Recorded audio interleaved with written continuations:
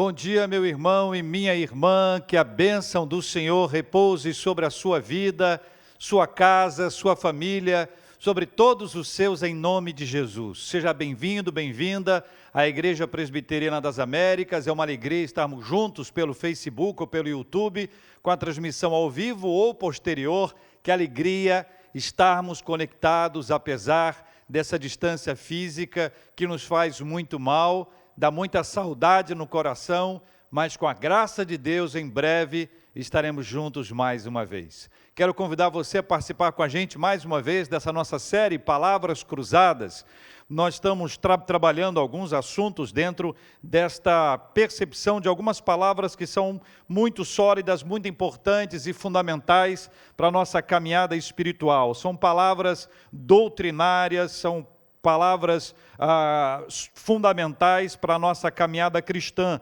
E a palavra de hoje, você já pode ver na nossa tela, está dentro desse número 3 aí. Você vê que tem essa composição das duas palavras foram respondidas na semana passada. A palavra 1 foi a palavra graça, a palavra 2 foi a palavra redenção. Agora de manhã é a palavra 3 que está aí. Deu uma olhadinha? Não, volta lá. Deu uma olhadinha? Eu acho que eu já sei qual é, mas também pode ser aquela. Eu não sei se essa tem tantas letras, então volta para cá. Não se preocupe com isso ainda, que eu vou te dar algumas dicas. Eu espero que você consiga caminhar com a gente tranquilamente dentro dessas dicas que são importantes para nós. Quero pedir que você abra a sua Bíblia no Evangelho de Marcos, capítulo 8. Nós vamos ler entre os versículos 22 e os versículos 26, essa palavra de Deus para a nossa vida hoje, tão importante, tão especial para o nosso crescimento espiritual. Evangelho de Marcos, capítulo 8, versículos 22 a 26, palavra de Deus para o coração da gente. Vamos abrir as nossas Bíblias, Evangelho de Marcos, no capítulo 8, versículos 22, 23, 24, 25 e 26, lendo juntos a palavra do Senhor que nos diz assim. Então chegaram a Betsaida e lhe trouxeram um cego, rogando-lhe que o tocasse. Jesus, tomando o cego pela mão, levou-o para fora da aldeia e, aplicando-lhe saliva aos olhos e impondo-lhes as mãos, perguntou-lhe: vês alguma coisa? Vês alguma coisa? Versículo 24. Este, recobrando a vista, respondeu: vejo os homens, porque como árvores os vejo andando. Então novamente ele pôs as mãos nos olhos e ele, passando a ver claramente, ficou restabelecido e tudo distinguia de modo perfeito. E mandou Jesus embora para casa, recomendando-lhe: não entres na aldeia. A palavra de hoje ela é muito importante dentro do nosso contexto teológico, e ela poderia ser dividida pelo menos em duas fontes especiais. A primeira é a chamada de geral, porque ela está na natureza que nos cerca, na consciência humana e no governo providencial do mundo, como diz o Dr. Berkoff. Neste tópico, lembramos, por exemplo, da singularidade do Salmo 19. Os céus proclamam a glória de Deus. O firmamento anuncia a obra de suas mãos. Quem olha para a natureza pode ouvir a voz de Deus, contemplar a grandeza de Deus e perceber a palavra de Deus para a nossa vida.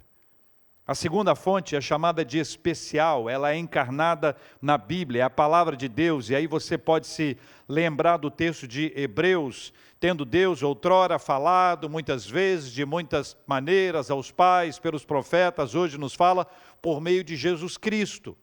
Então, essas duas etapas, essas duas fontes nos levam à definição da palavra, dessa palavra dentro da palavra cruzada de hoje, um dos fundamentos para a nossa convicção teológica, doutrinária, que fundamenta a nossa fé.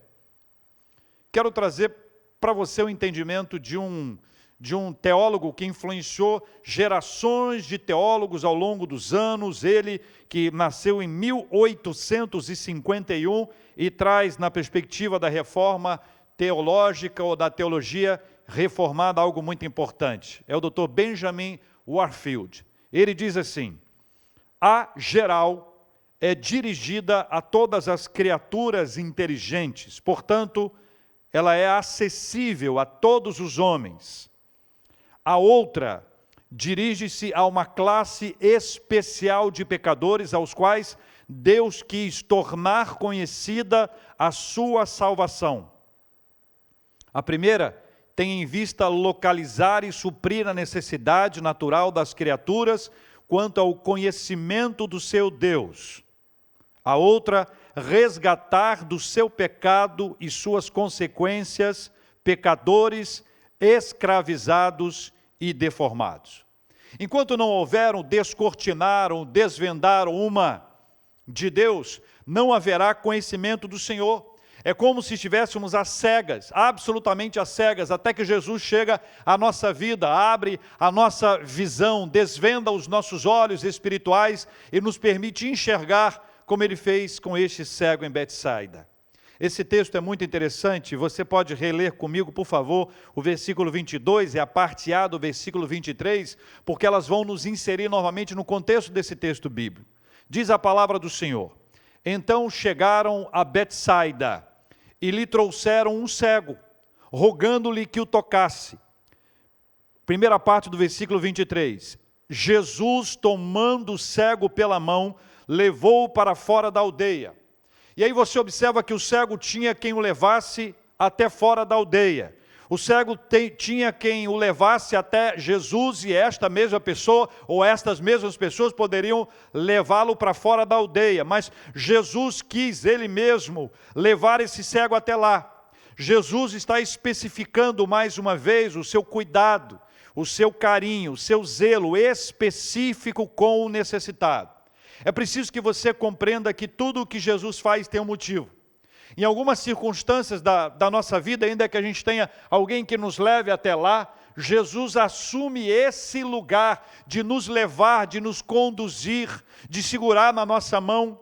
Nós precisamos confiar nele, precisamos descansar nele, precisamos acreditar que o Senhor Jesus está nos levando para o lugar adequado, o lugar correto, e nesse caso especificamente, Jesus estava levando esse cego para o lugar da cura. Enquanto isso não acontece na nossa vida, enquanto nós estivermos agarrados a coisas, a pessoas, a circunstâncias, enquanto nós não tivermos a capacidade espiritual de soltar as nossas mãos e ficarmos à mercê do Senhor Jesus Cristo, na expectativa de que Ele nos conduza, nós permaneceremos parados, impedidos de avançar e de recebermos da parte dEle as bênçãos que Ele tem para derramar sobre nós. Veja, irmãos e irmãs, que o texto continua. O cego tinha quem o levasse até fora da aldeia, mas Jesus quis ele mesmo fazer esse movimento. Era para o cego uma prova de fé. Era para ele uma prova de fé. Alguém poderia perguntar: para onde você está me levando? Seria uma pergunta normal para ele mesmo. Veja, ele foi trazido até aqui por uma pessoa de sua mais absoluta confiança. Desse instante em diante, ele está nas mãos de Jesus sem saber para onde vai. Ele poderia dizer: para onde o Senhor está me levando? Isso é curioso, irmãos, porque a gente aprende que as ações de Cristo são sempre generosas. Jesus sempre expressa o seu cuidado. Jesus sempre revela o seu carinho para conosco, e o caminho da cura é precedido pelos cuidados generosos do Senhor.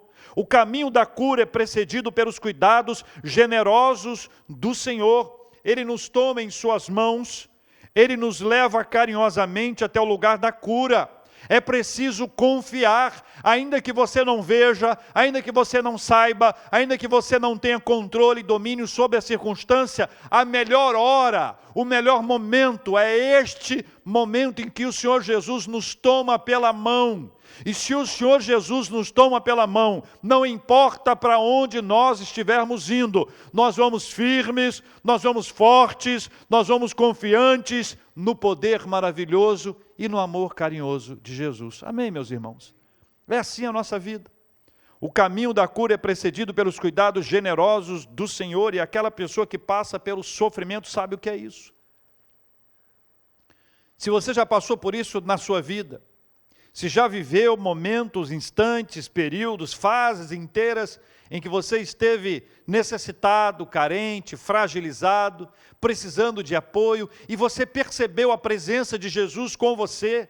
Como é diferente perceber os cuidados de Deus com a nossa vida, como é maravilhoso perceber a presença do Senhor conosco, ainda que ninguém esteja.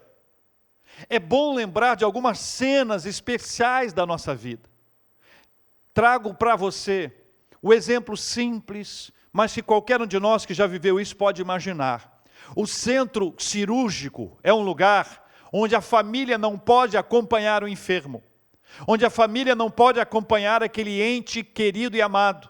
É um lugar fechado. Hoje nós temos lugares de isolamento, como sempre houve, mas hoje, de forma especial, lembramos dessa palavra com maior intensidade. Está no isolamento, ninguém pode vê-la, ninguém pode vê-lo. Do lado de fora, há um desejo de entrar, mas não se pode entrar. Por que não pode entrar? Porque é um centro cirúrgico, porque é um isolamento, porque é um lugar inadequado, porque nós vamos atrapalhar, porque nós também correríamos riscos se lá estivéssemos. Mas vamos lembrar de algo precioso. Existem alguns lugares que nós não podemos entrar, mas o Senhor está conosco. O Senhor está com a pessoa, o Senhor está com o nosso amado, com a nossa amada. Não há barreira, não há limite para a presença do Senhor. O Senhor é onipresente, então lembre-se disso todas as vezes que o Senhor Jesus nos tomar pela mão, ainda que nós não saibamos o que vai acontecer, ainda que haja no peito da gente uma dúvida, ainda que você esteja tomado de receios, de medos, confie plenamente no Senhor, pois Ele está no controle, no comando, e nós vamos caminhar segundo a sua orientação. Vamos caminhar com Jesus, não há melhor caminho, Ele é que vai nos conduzir, e nós vamos com Ele em segurança para a glória do Senhor. A parte final do versículo 23 diz assim: e aplicando-lhe saliva aos olhos, e impondo-lhes as mãos, perguntou-lhe: vês alguma coisa? Volte a pergunta outra vez: vês alguma coisa? Aplicar a saliva é o mesmo ato do capítulo 7, seguido da imposição de mãos. Volte a sua Bíblia um pouquinho aí no capítulo 7 do Evangelho de Marcos. Veja comigo os versículos 33 até o versículo 35, que diz assim: Jesus, tirando-o da multidão à parte, mais uma vez ele faz isso, pôs-lhe os dedos nos ouvidos e lhe tocou a língua com saliva. Depois, erguendo os olhos ao céu, suspirou e disse: Efatá, que quer dizer, abre-te. Abriram-se-lhe os ouvidos e logo se lhe soltou o empecilho da língua e falava desembaraçadamente. Versículo 36, mas lhes ordenou que a ninguém o dissessem. Contudo, quanto mais recomendava, tanto mais ele o divulgava. Jesus impõe sobre ele as mãos. A imposição das mãos é um movimento espiritual, é um exercício da fé. Sob as mãos do Senhor Jesus Cristo, tantas quantas foram as pessoas tocadas, cada uma delas experimentou os milagres da parte dele. Alguns foram curados de suas enfermidades. Alguns foram libertos de possessões demoníacas. Alguns corações ansiosos, inquietos foram acalmados. Algumas pessoas sem propósito de vida ganharam, receberam da parte dele um propósito. Várias e várias pessoas foram salvas pela graça do Senhor. Pecadores foram perdoados. Vidas foram transformadas. Famílias foram reconstruídas. Há um milagre maravilhoso quando Jesus impõe sobre nós as suas mãos. E Jesus faz para esse cego aqui de Betsaida uma pergunta importante: vês alguma coisa? Você e eu sabemos que Jesus sabe todas as coisas. A pergunta vês alguma coisa é uma pergunta que tem uma motivação pedagógica importante que nós vamos ver mais adiante. Agora pense na expectativa criada pela pergunta. Pense agora nas pessoas que estavam ao redor. Pense naqueles que estavam acompanhando, ali observando, apenas por curiosidade, ou aqueles interessados, amigos, familiares da pessoa que ali estava. Pense naqueles outros que também estavam na expectativa de uma cura. A pergunta foi: vês alguma coisa? Pense no que aconteceu entre a pergunta e a resposta, a expectativa. Será que ele está vendo? Será que ele está nos vendo? O que será que está acontecendo? esse período de espera é um dos períodos mais longos que a gente pode imaginar. O tempo é o mesmo, controlado no cronômetro, no relógio, é o mesmo tempo. Entretanto, o tempo da espera, ele parece mais longo, ele parece se arrastar. A expectativa, a ansiedade prejudica a nossa percepção do tempo. É por isso que quando nós estamos vivendo uma dor, a gente diz, parece que não passa, o tempo não passa, ele se prolonga, ele estica, como é complicado isso. Mas veja, a pergunta de Jesus é didaticamente, é pedagogicamente importante. Vês alguma coisa? Vês alguma coisa? Versículo 24. Este, recobrando a vista, respondeu: vejo os homens, porque como árvores os vejo andando. Cá entre nós dois. Essa não parece ter sido a resposta esperada. Essa não parece ter sido a resposta que as pessoas esperavam.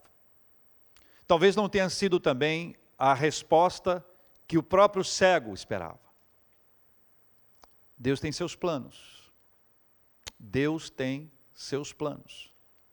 A resposta dele à pergunta de Cristo nos faz lembrar das reações, algumas delas negativas, murmurações, e até eventualmente deixar o lugar, são coisas bem comuns em situações paralelas a essa. O que acontece? Quando não acontece aquilo que a gente espera, quando não acontece aquilo com que a gente estava contando, é muito comum as pessoas reagirem negativamente, é muito comum as pessoas murmurarem, é muito comum as pessoas deixarem, se afastarem.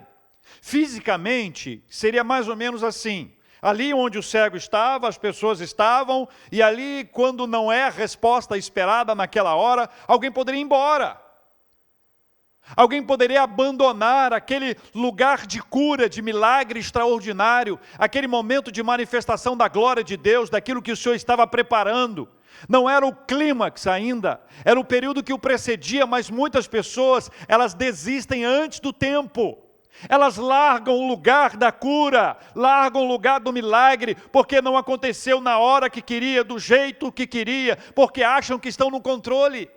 A gente precisa aprender que nós não estamos no controle, que não há controle nas nossas mãos, que a história da nossa vida não nos pertence, mas pertence ao Senhor. E por mais difícil que pareça, essa é a hora da perseverança, essa é a hora da persistência, essa é a hora que a gente não sai do lugar, não arreda o pé, a gente continua ali na expectativa, na esperança, orando, clamando e esperando no Senhor.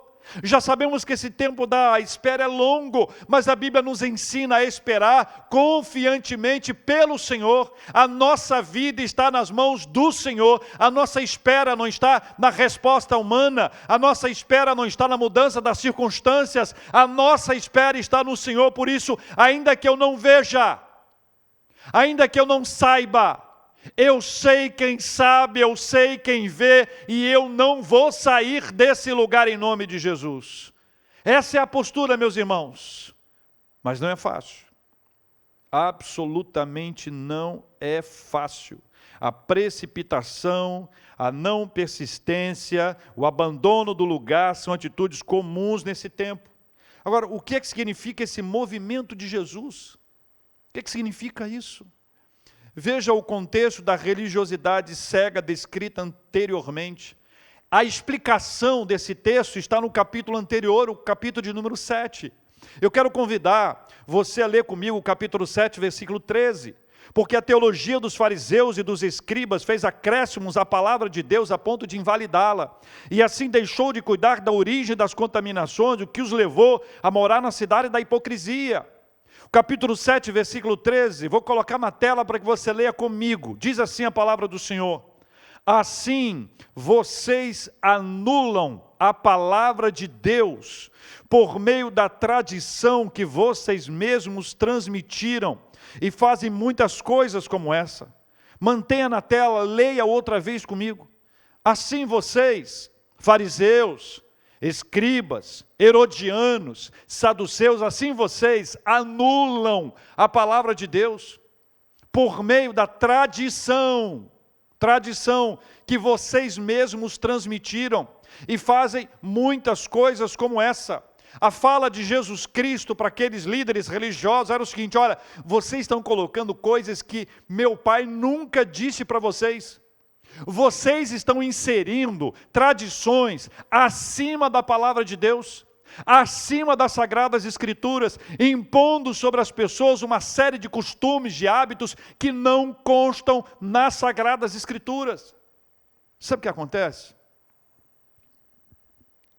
Cada vez que a gente insere uma tradição, um chavão, uma ideia nova, uma teologia forjada, não nas Escrituras, mas na criatividade, na inventividade humana, todas as vezes que a gente faz isso, a gente perde, porque o profeta Isaías declara, trazendo uma palavra de Deus para nós: os meus caminhos não são os vossos caminhos, os meus pensamentos não são os vossos pensamentos, diz o Senhor. O Senhor tem para nós bênçãos generosas, extraordinárias, maravilhosas. Quando nós colocamos qualquer tipo de tradição, qualquer tipo de palavra que não seja da presença de Deus, nós vamos perder.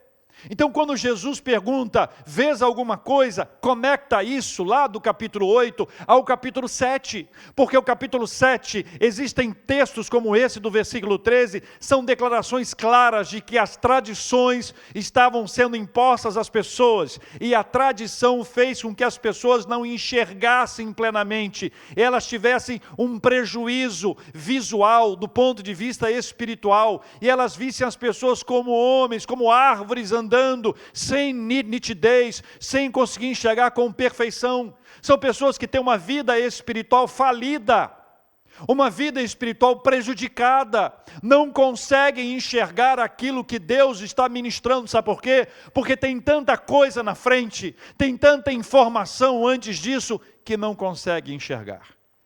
Um pouco de história para nos ajudar a contemplar isso dentro da nossa caminhada. Século XVI, de forma especial, a tradição da igreja cristã à época estava se sobrepondo à palavra de Deus, e uma das questões mais complexas à época era a questão das indulgências.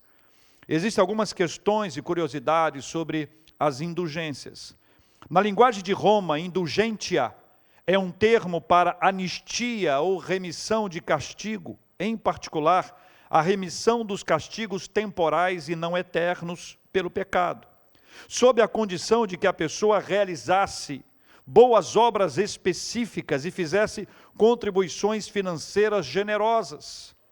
Somente Deus pode perdoar o castigo eterno pelo pecado, mas o pecador ainda deve suportar o castigo temporal pelo pecado, seja nesta vida ou no purgatório. Assim, diziam, por um preço, a igreja podia reduzir tanto o grau como a duração do castigo no purgatório, tanto para você como para os seus queridos falecidos que já estão lá. Imagina o impacto emocional disso. Imagina como isso caía nos ouvidos de um filho que amou a sua mãe e o seu pai, de uma viúva que amou o seu esposo, de pais que amaram seus filhos, de um marido que amava a sua esposa. Pense nesse contexto social, emocional, complexo que havia até ali, como há hoje. Pense na possibilidade de algum tipo de sacrifício ou de algum tipo de investimento financeiro sobre a vida das pessoas que nós amamos, ou mesmo sobre a nossa vida. Havia um líder, nessa época, de toda essa gestão na Alemanha, eu vou falar sobre ele. Um homem chamado Johann Tetzel, era um monge dominicano. Ele começou seu negócio na borda da Saxônia, em Göteborg, poucas horas de Wittenberg. Ele era particularmente estratégico nas suas ações. Ele usava frases para destacar o benefício das indulgências. Por exemplo, dizia ele: quando a moeda no cofre soar, a alma do purgatório saltará. Hoje isso para nós pode parecer até estranho. até jocoso dizer isso. Mas ele pregava o seguinte: indulgências são os mais preciosos e mais nobres dons de Deus. Venham e eu vos darei suas cartas. Receberam cartas seladas, pela qual até mesmo os pecados que vocês intentam cometer podem ser perdoados. Pensa comigo. Ao fazer isso, o que estava sendo anulado? Raciocina comigo. Quando alguém diz que pode oferecer para você o perdão pelos seus pecados, passados, presentes, futuros, está anulando o quê? O que é que está sendo anulado neste processo? Está sendo anulado o sangue do Senhor Jesus Cristo, porque nós só obtemos perdão na nossa vida por causa do sangue do Senhor Jesus Cristo. É o sangue de Jesus que nos purifica de todo o pecado. Quando há alguma ação como essa, ou como qualquer uma outra, que não seja o sangue de Jesus, está sendo anulado o sangue de Jesus, o seu sacrifício na cruz do Calvário. Muitas pessoas se beneficiaram disso. E os discursos eram claros, era nessa linha: padres, nobres, comerciantes, esposas, jovens, moças, vocês não ouvem seus pais e seus outros amigos que estão mortos e que clamam do fundo do abismo? Aí ele dizia a frase que os mortos diziam: estamos sofrendo tormentos horríveis, estamos sofrendo tormentos horríveis. Umas esmolas miseráveis nos libertariam. Você pode dar, mas não quer.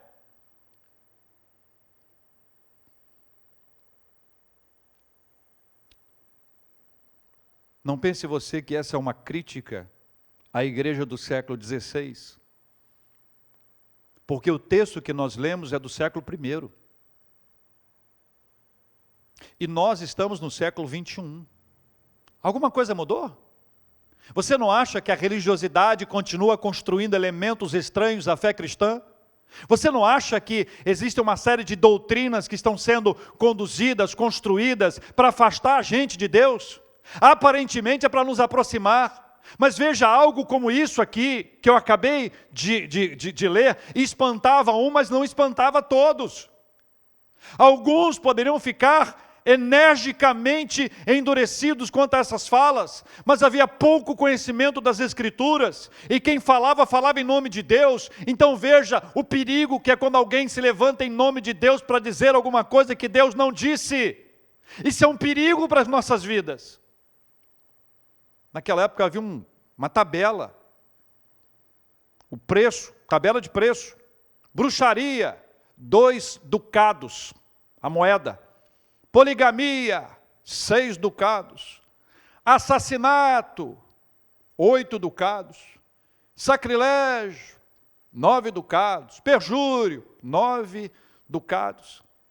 Existe uma história curiosa, não sei se você conhece. Diz que Johann Tetzel, foi procurado por uma pessoa, depois que ele já tinha recolhido uma quantia bem grande, bem alta, e essa pessoa consultou ele e falou assim: olha, se eu comprar essa indulgência, o meu pecado futuro também estaria perdoado? E Tetzel disse: claro, quanto custa? Combinou o preço, pagou. Depois que ele pagou, este que comprou a indulgência e pagou, roubou Tetzel. E disse para ele: esse era o meu pecado futuro. Então você imagina que isso tudo foi colocado, trazido, e aí você vê que somente uma ação divina para arrancar as pessoas de uma circunstância como essa. Nós precisamos lembrar que essa não é uma crítica à igreja do século XVI, porque este problema do texto bíblico é do século I, e no século XXI nós continuamos a viver as mesmas lutas. Uma série de circunstâncias, doutrinas, absolutamente falaciosas, que vão sendo colocadas com tradição para impedir que nós estejamos ali na presença do Senhor, são instrumentos do pecado para nos afastar de Deus, e a não ser que haja uma forma extraordinária de Deus nos desvendar os olhos, de Deus trazer à tona, ou de haver essa palavra, que é a palavra de hoje. Enquanto não houver isso na nossa vida, nós estaremos perdidos. Nós poderemos continuar cegos, sem enxergar absolutamente nada, vendo como árvores, absolutamente presos à religiosidade falida, hipócrita, mentirosa, não bíblica, ao invés de mergulharmos na presença do Senhor, de nos dobrarmos diante dEle, de clamarmos ao Senhor por misericórdia e de pedirmos a Ele que abra a nossa visão para que tradição humana alguma se interponha entre nós e o Senhor. Meus irmãos e minhas queridas irmãs, vejo os homens, porque como árvores os vejo andando. Essa era uma referência à teologia dos fariseus, escribas, saduceus e herodianos, que se misturava aos ensinos de Jesus. Veja mais uma vez o texto bíblico: assim vocês anulam a palavra de Deus, por meio da tradição que vocês mesmos transmitiram, e fazem muitas coisas como essa. Versículo 25 nos ajuda a compreender o que vai acontecer. Leia comigo o versículo 25, por favor.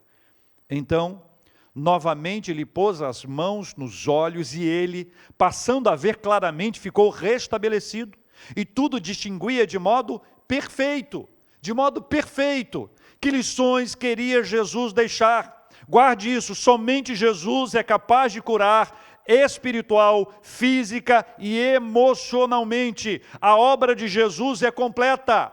Não desista antes do tempo. A obra de Jesus é completa. Ainda que pareça demorar, ainda que esse tempo seja longo, não desista. Não deixe o lugar da cura. Não deixe de se dobrar diante do Senhor. Não desista. Persista, persevere, continue clamando ao Senhor e esperando da parte dEle a intervenção que só Ele pode produzir na nossa vida. Jesus é aquele que nos cura, gente, olha, emocionalmente. Jesus cura a gente fisicamente, Jesus cura a gente espiritualmente. Lembre-se de que não há nada igual à cura divina. O padrão é do Senhor e não é humano. Somente Jesus é capaz de desvendar os nossos olhos espirituais e nos permitir ver o que nem todos veem. O texto seguinte, dos versículos 27 a 30, nos mostra os efeitos da visão espiritual, efeitos que nos são dados pelo Senhor. No texto contado por Mateus, há uma palavra que, além de nos dar essa visão, nos conecta à resposta da palavra cruzada de hoje. Veja que os versículos 27 a 30 aqui, na sequência, é a confissão de Pedro. Jesus está com seus discípulos em Cesareia de Filipe, aquela história que Jesus pergunta para eles: olha, que diz os filhos, quem diz os homens que eu sou? Aí um diz isso, aquilo, Jeremias, Elias, João Batista, um dos profetas. Aí Pedro diz: tu és o Cristo, filho do Deus vivo. Em Mateus capítulo 16, versículo 17, Jesus, ao receber a resposta de Simão, diz para ele assim: então Jesus lhe afirmou: bem-aventurado és, Simão Barjonas. Escuta bem, porque não foi carne e sangue que te revelaram, mas meu Pai que está nos céus.